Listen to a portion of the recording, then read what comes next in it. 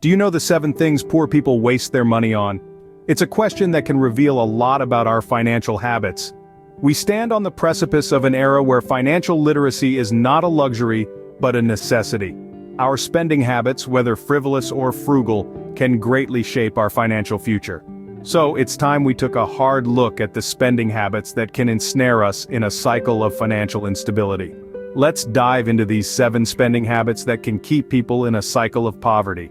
The first major money-wasting habit is spending on unnecessary luxuries.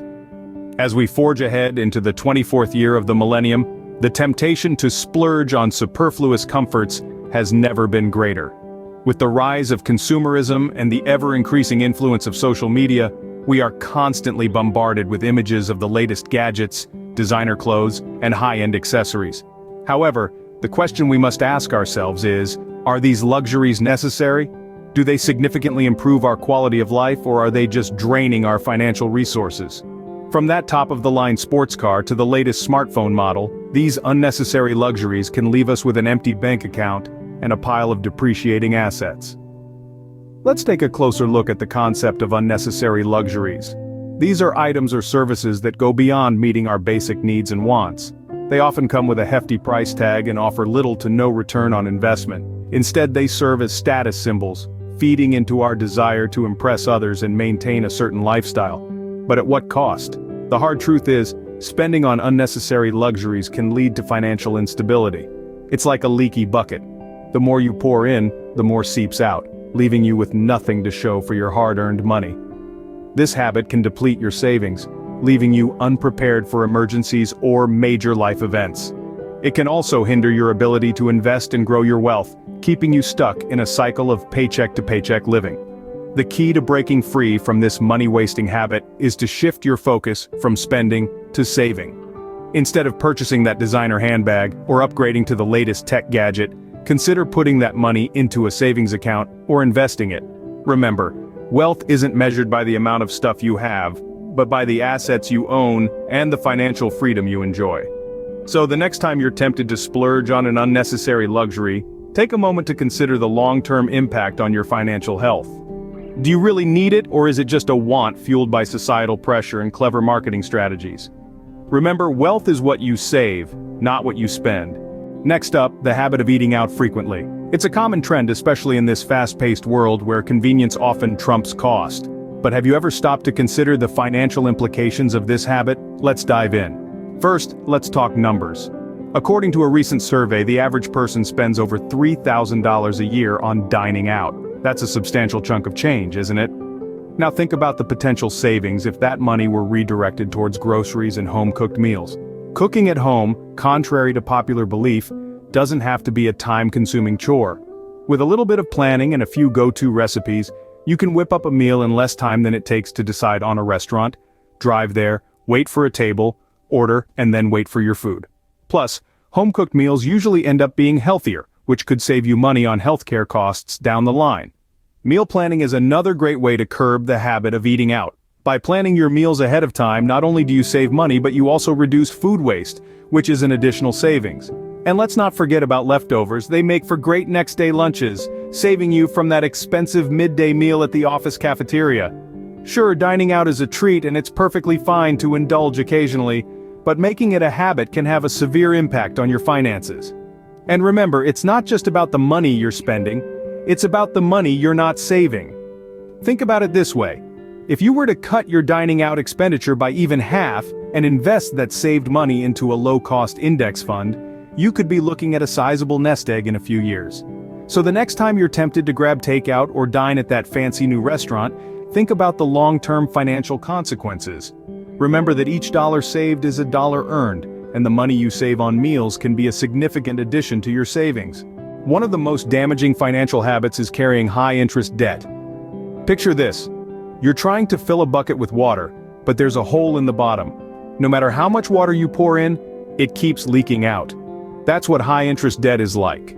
It's the hole in your financial bucket. High-interest debt is any debt with an interest rate that's above the average.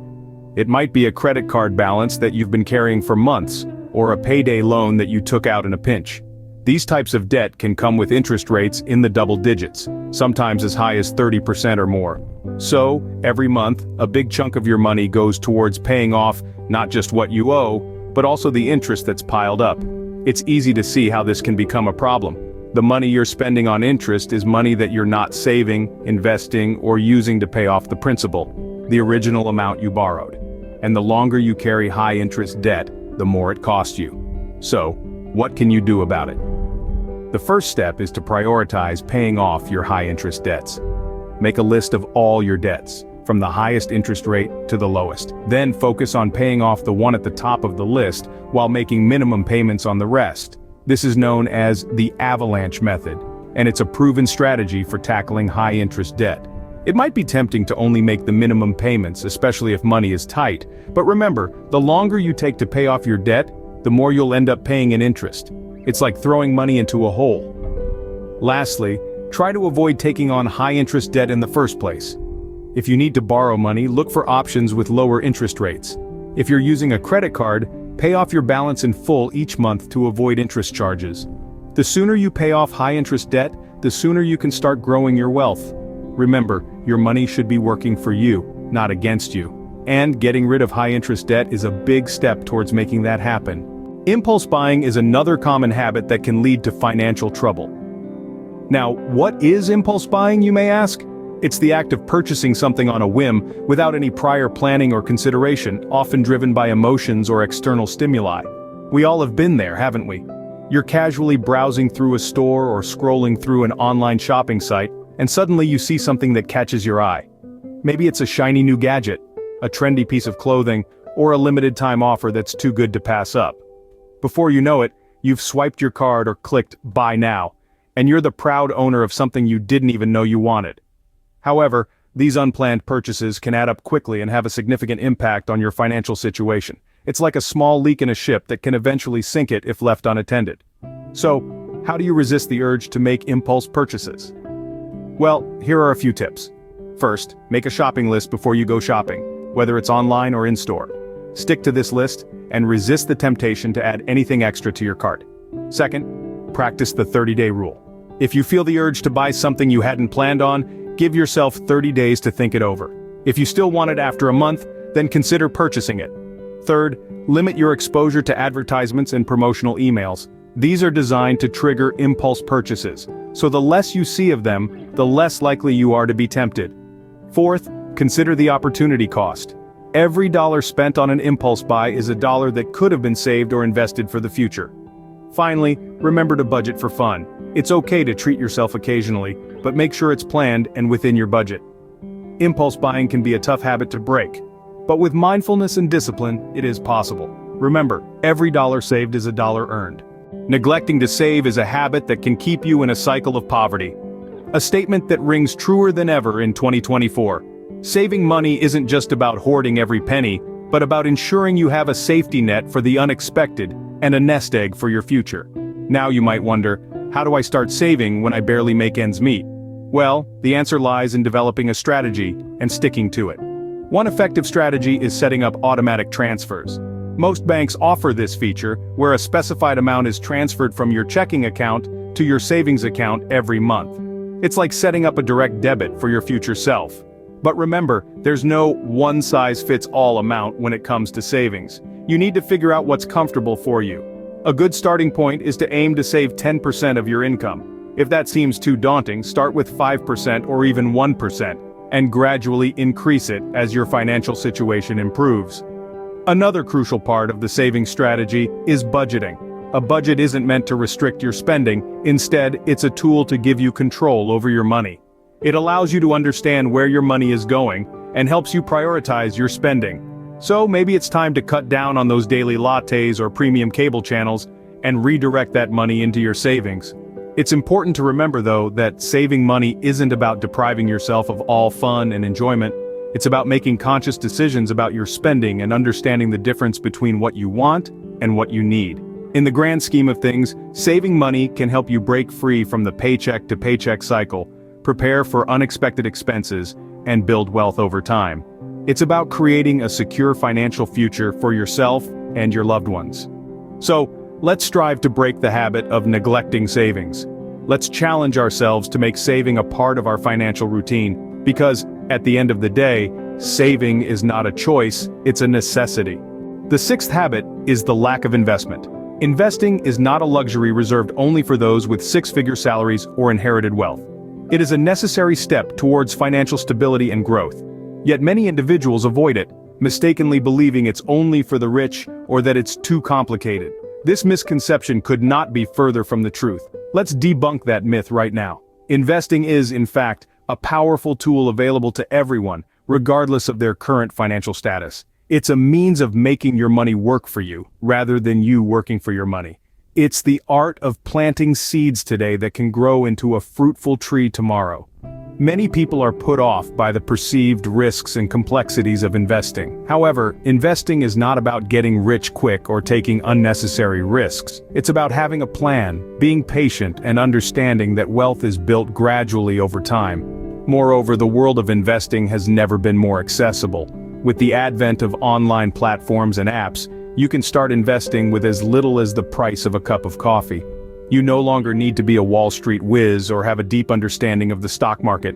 There are various forms of investments available today, like stocks, bonds, real estate, or even starting your own business. The key is to find something that aligns with your financial goals and risk tolerance. Investing is also a great way to beat inflation.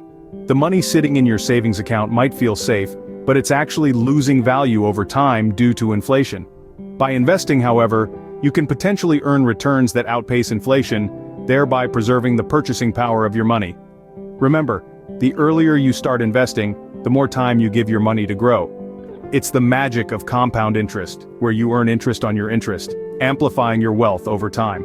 Investing is the key to financial freedom. So, don't let misconceptions and fear hold you back. Start small, learn as you go, and watch your wealth grow.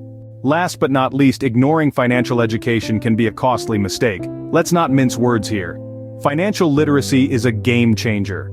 It's the compass guiding us through the labyrinth of money matters. It's the difference between living paycheck to paycheck and achieving financial freedom. You see, the world of finance is like a foreign language. Without understanding it, you'll struggle to make informed decisions. You won't know how to interpret your credit score, how to manage your debt, or even how to effectively save for retirement. It's like trying to navigate through a dense fog without a flashlight. And it's not just about knowing the basics, it's about staying informed too. The financial world is continuously evolving. New investment opportunities are cropping up every day, tax laws are changing, and the economic landscape is constantly shifting. If you don't keep up, you risk missing out on key opportunities and falling prey to financial pitfalls. So, invest time and resources in learning about personal finance. Read books, attend seminars, take online courses.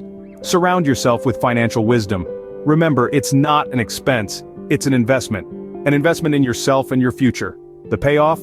A more secure financial future. The ability to make smart money moves, the freedom to live life on your own terms.